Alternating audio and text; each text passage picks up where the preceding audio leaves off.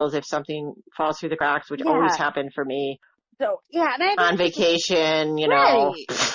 And that's why I constantly email. I don't even go through nurses. I email the doctor directly or her assistant Yes. directly. I don't even go through nurses because they take forever to call me back. And I'm just that Well, mom. I have Like, a personal connection with some of these people now after the years because it saves Yeah. them the time to actually help me out, because otherwise it's just going to be like backtracking and Yeah. it gets complicated, you know. I think you're doing phenomenally. So Yeah. You know, and I'm trying. Yeah, you're trying. But like all the variables that you can manage, you're doing it. Do you have more than one child with TSC? I have 3. Oh. Yeah, I have a really tough story. It's a lot of trauma and just, you know, cope. Well, you know, coping because, you know, when you have one kid with TSC and you realize kind of what's going on, what you're up against, I mean, sometimes having another kid doesn't seem like a bad option. I mean, because then you're more available and I don't know, you know, I just think that there was a lot of decision making that wasn't thought through completely, and I have no regrets, but you know, that's part of my motivation is to like just kind of be honest and say, you know, like connect with people and make sure that that if they need anything that they can learn from me. I'm going to confirm the truth as much as I can. So I just have the one, and you know, but you have other kids, and you know, it doesn't matter if you have one kid that has this, there's no like levels, or I think that gets problematic. We all have different parts that we're experiencing, and you know, you've had a pretty wide range.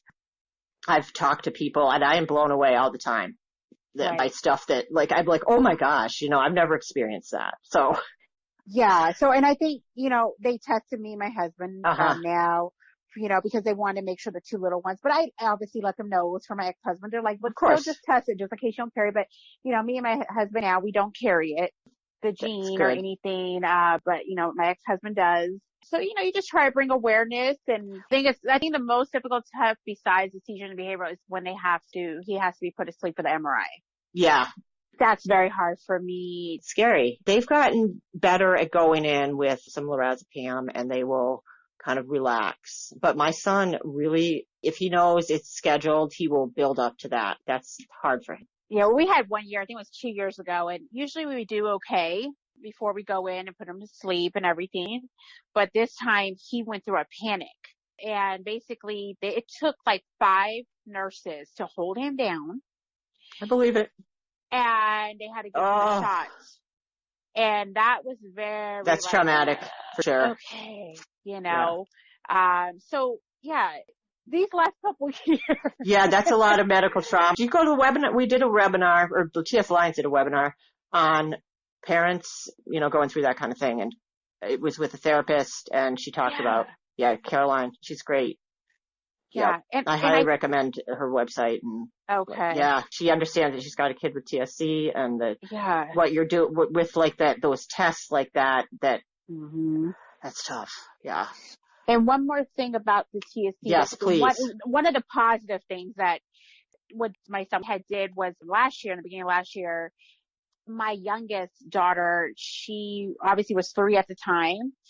She all of a sudden, I guess, what do you call it? When you get like a rapid fever and all of a sudden you get a seizure? Oh, febrile seizures? Right. So what happened was that, like I said, and this is the thing, but because my son with TSC, he's never completely out. He's always still kind of alert with his seizures. So I never experienced besides one of my family members. Tonic-clonic. Right. Yeah. So I had a cousin that was like that. He died from that. So I remember that was very traumatic. Right. So with her, you know, it was very weird. She was sleepy at a son. She was playing. I went and took a bath. My husband was down there with the kids in the basement, and they were playing and stuff. And I was on the phone with my mother. The whole point is that they came and was like, you know, something's wrong with her. And I'm looking at her, and she looks at a daze, and I'm confused. Then all of a sudden I see her choking.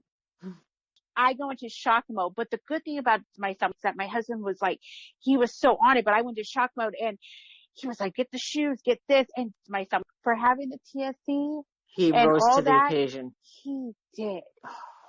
I was like, they do. There's something deep within that I think that's what I fight for. Yeah.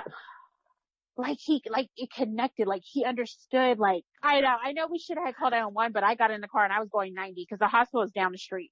But we got there and we couldn't understand at first what was happening. Well, of course. We thought maybe she was actually just choking. I'm like, did she have something in her mouth? Uh-huh. And the whole point is that he did the wrong thing by sticking his finger in her mouth, so he was bleeding.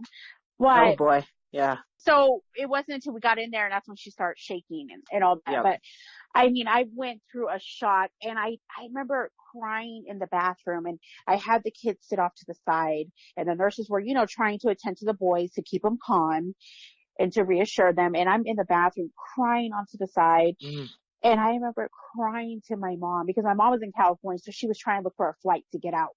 Uh-huh. And I remember telling her and crying out, why is this happening? What?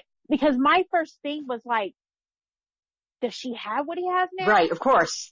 My youngest had fainted and it looked like a seizure and that was my immediate thought. I was like, and then I remember crying out to God saying, okay, like how much more is going to be put on me? And I remember just like, I felt like I was about to have a heart attack. And of course. Yeah, I can feel it from here. I mean, and that's. I said, Mom, get here, please, Mom, just hurry up. And though the earliest flight she can get was like at 6 a.m. the next day. And it was in the evening time. I think it was probably like around 7, 8 o'clock at night. And I was like, Mom, hurry, you know, but at the time, like I said, some people came to the hospital. I finally got myself together, but I remember praying over my daughter. I'm a very spiritual person. Yeah. I prayed over my daughter. Wow. But once I prayed over her, I felt peace. Mm-hmm. And I said, okay, you know what? God, you're going to do something. You're going to make a miracle. Like, just let her be safe and give her peace.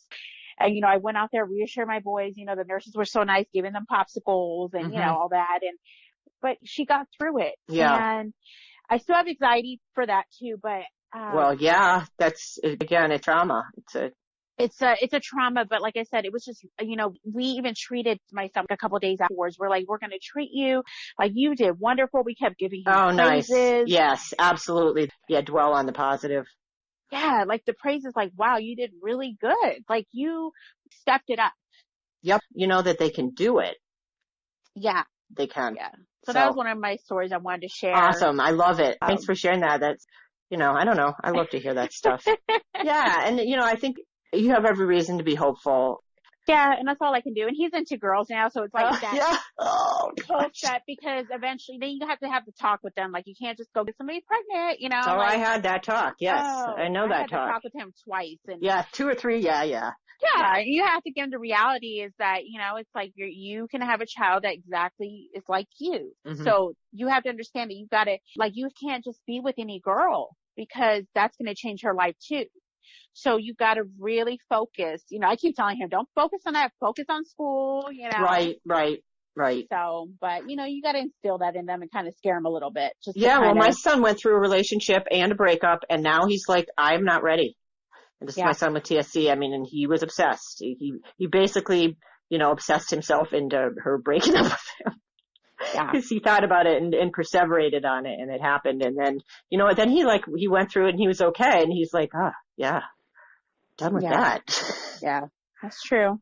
And thank you so much for calling. You've been just a blessing. So. Well, thank you for calling me and having me on. I appreciate it. All right, Cecilia. Thanks. Take care of yourself. Thank you so much. You too. Bye-bye. Bye-bye.